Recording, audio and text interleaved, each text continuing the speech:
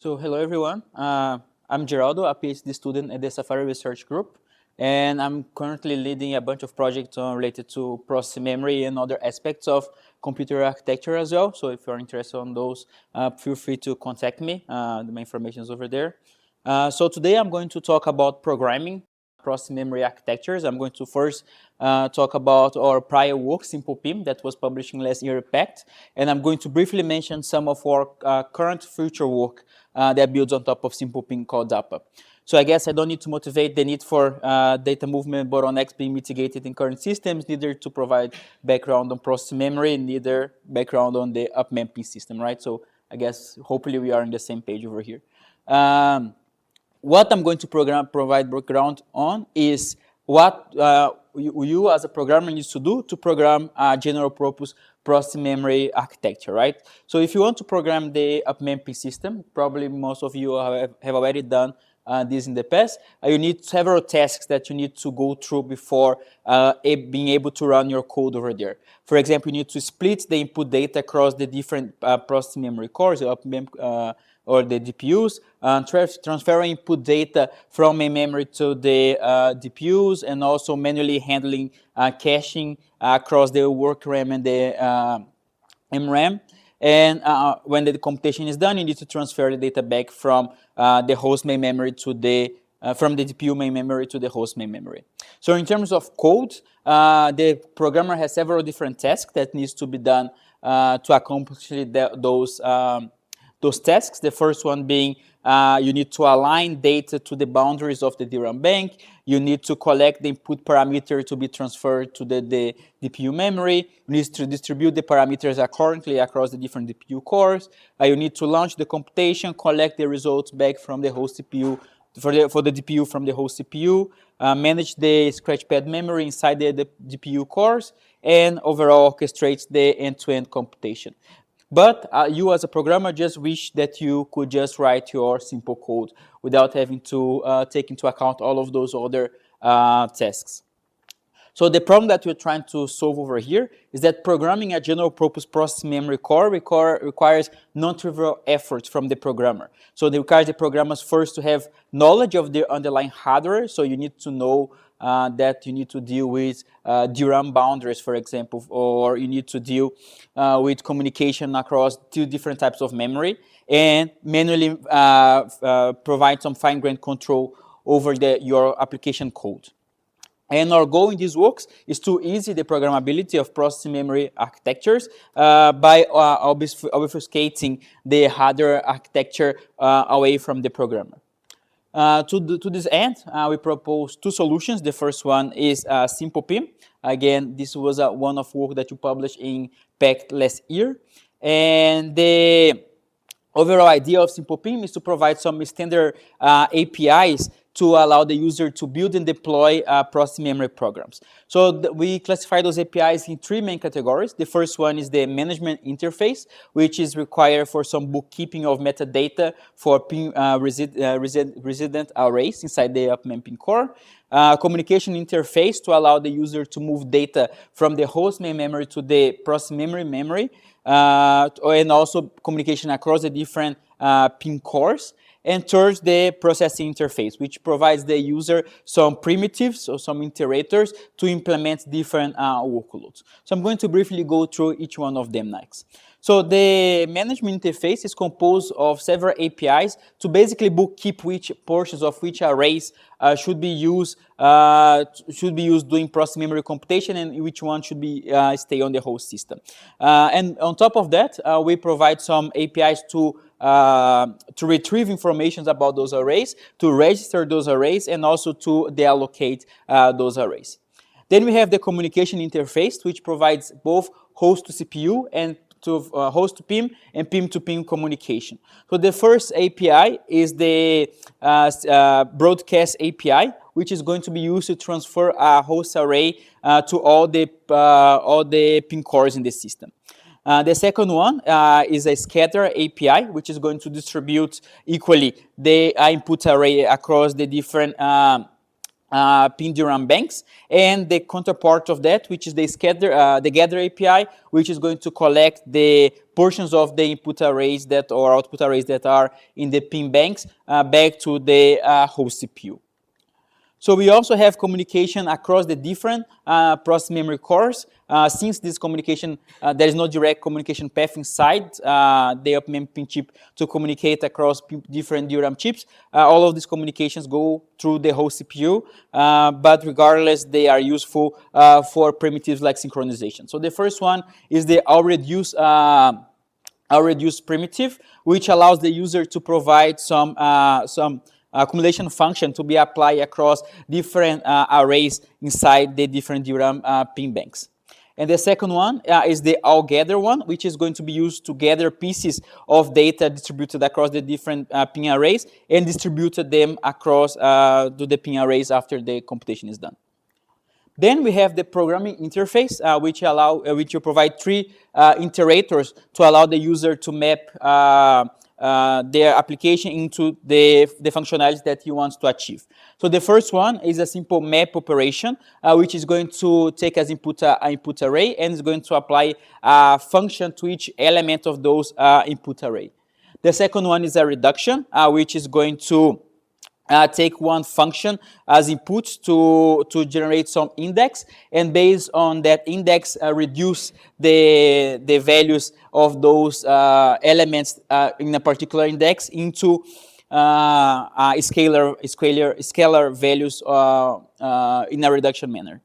And then is a zip. The last one is the zip iterator, which is going to take two vectors as array and going to combine them and generate a third vector as the destination array.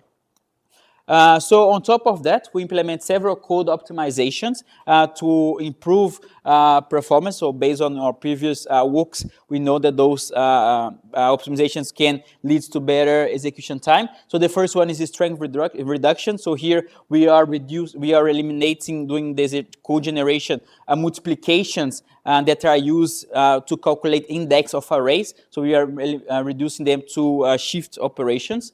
Then we also perform some loop unrolling to reduce the number of arithmetic operations involved inside a loop, especially for computing the variables inside the loop body.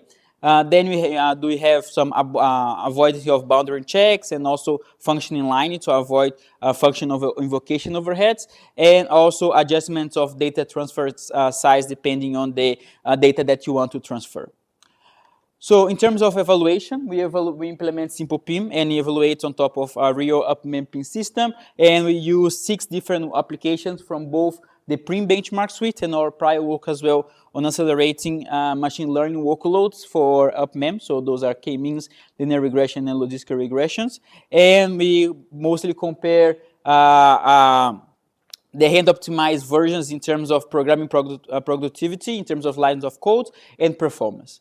So just to give an example, this is a code or a snippet of a code to implement a histogram calculation in the ABUMPIMP system. And this is the equivalent code to implement the same application using SimplePIM. So you can see that is highlighted in the bottom here. The API calls that you need to use to implement that system using those 3 components that I mentioned: the communication, the metadata, and the iterators, the map one, reduce, and zip. So in terms of lines of code, when you compare the number of lines of code used in the hand-optimized version versus the SimplePIM version, we see significantly reduced in the number of codes, so up to almost 6 times compared to the hand-optimized version. And then we perform some weak scaling and strong scaling analysis for those 6 workloads, and we see that for 3 of those workloads, SimplePIM achieves comparable performance compared to the hand-optimized one, and can even outperform 3 of the other implementations by applying some of those optimizations that I mentioned earlier. We see similar results for the strong scaling analysis. We see on par scaling with hand optimized implementations for 3 applications, and a better scaling for 3 other applications, again due to our optimizations when generating code. So SimplePIM is open source and is available in your GitHub repository, and this is the first paper.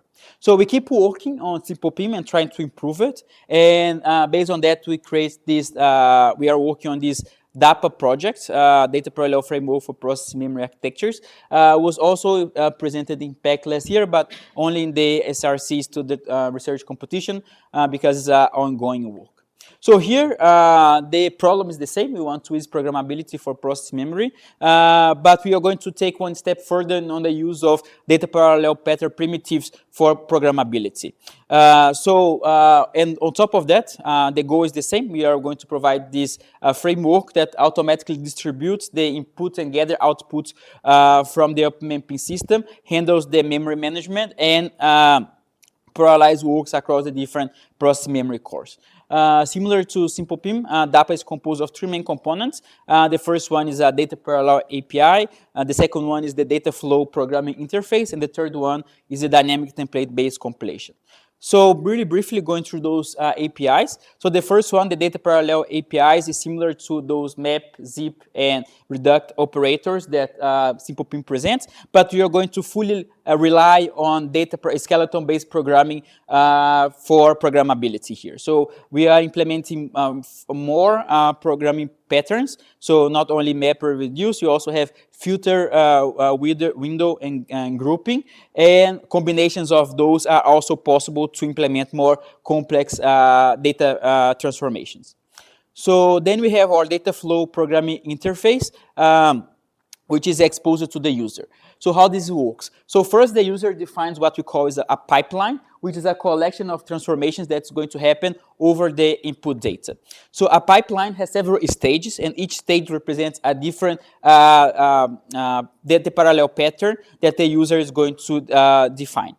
So the data flows sequentially across each one of those stages, transforming the input data to the required output data for computation. So let's see how it, before I put it all together, I need to see how you transform the code. So then the third step is the dynamic template-based compilation. So here we are not going to just take the code and generate the binary as it is. We are going to generate the binary per state dynamically during the execution of the code of that pipeline. And all of this is going to be done based on a templating. So we have the template of a basic skeleton of a ABUMPIMP application. And on top of that, we use this Ninja C++ templating engine to generate our target binary. So by doing this dynamically, by generating the code for each stage dynamically instead of the entire pipeline on a go, allow us to implement a series of transformations to dynamic data. For example, we can calculate memory offsets for MRAM and W1 as needed. And a nice feature as well is that we can divide the computation between CPU and PIM cores in a way that we can also use the CPU cores to do the trail of a computation in parallel of doing the computation to the PIM cores as well. So in conclusion, the dynamically template-based compilation allows us to execute each step in a pipeline per time, allowing us to do runtime optimizations. So putting all together, this is an example of a dot product operation here. So the first thing that the user needs to do is figure out which APIs or data parallel pattern APIs are going to be used to implement the dot product operation. So in the case here, is a map and a reduce operation. And then it initiates the dynamic template-based compilation, which is going to generate each one of those different stages over here as a binary and execute on the ABUMPIMP PIM core per time. So in terms of evaluation, we implement DaPPA and evaluate in a real ABUMPIMP system, and we compare it against 6 of the PRIM benchmark suites. And again, we compare end-to-end execution time and programming complexity in terms of lines of code. So in terms of performance, we see that some of the optimizations that we implement, especially the the dynamic ones, like parallel data transfers and host-to-PIM collaborative execution, enable us to significantly improve end-to-end performance compared to hand optimized code. So in terms of programming complexity, again, we see that by applying this type of frameworks, we can significantly reduce programming complexity in terms of lines of code for those 6 applications. So compared to SimplePIM, DaPPA provides several key benefits. So the first one being it provides a higher abstraction level. So notice that in DaPPA I didn't mention anything about the user specifying communication APIs like gather or scatter. So here the framework itself is going to dynamically take care of host to PIM and PIM to PIM communication, so the user does not need to specify that. We have support for more parallel primitives than SimplePIM. So, for example, the window and grouping, allowing us to implement more complex applications. And third, we have further execution optimizations, as for example, using the idle CPU resources for collaborative execution between CPU and PIM cores.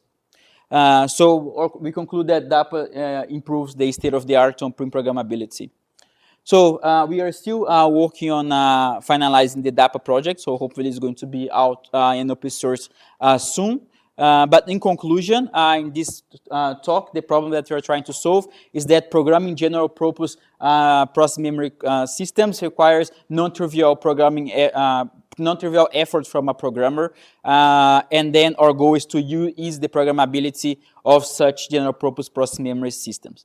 We have 2 approaches to do that, SimplePIM and DaPPA, which overall provide some set of high-level APIs that allows the user to map computation to the PIM core, while obfuscating the hardware characteristics of the process memory substrate. And we evaluate both systems, and we see significant performance improvement and also reduction in code complexity. So just some marketing slides. So if you are interested in general or process memory, we keep giving some classes that are available on YouTube about not only UpMem, but also some other real UpMem chips and academic-based solutions as well. And also some tutorials on process memory in Computer Architecture Conference. We have an upcoming one in Micro this year in Austin. And if you are interested in reading future directions or future problems of process memory, I invite you to check our PIM book chapter, which we are going to release a new version soonish. So thank you so much for listening. Hopefully I'm not over time. I don't know if I have questions.